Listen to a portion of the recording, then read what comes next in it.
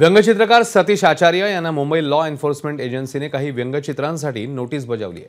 यावर सतीश आचार्य यांनी उपहासात्मक प्रतिक्रिया दिली।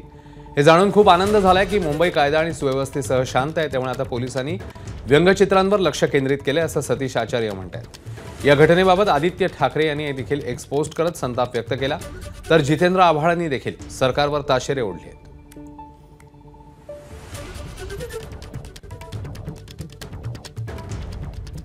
तर नेमकं एक्स पोस्ट मध्ये काय म्हटलेलं आहे ते बघूया। आदित्य ठाकरे आपल्या एक्स पोस्ट मध्ये म्हणतात, मुंबई पोलीस या व्यंगचित्रांमध्ये काय चूक आहे? कोणाला त्रास देणारं काही खोटं, कोणाचा अपमान।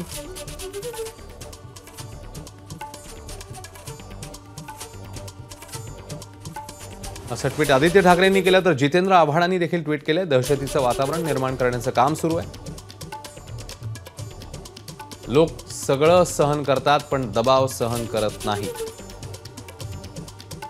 लोकांच्या मनामध्ये स्फोट होईल अशी भावना निर्माण करू नका, असं या पोस्टमध्ये म्हणतात जितेंद्र आव्हाड। विद्रोहाचा जन्म महाराष्ट्रात झालेला आहे, उभा महाराष्ट्र सतीश आचार्य यांच्या पाठीमागे उभा राहील, असंही या पोस्टमध्ये आव्हाडांनी म्हटलंय।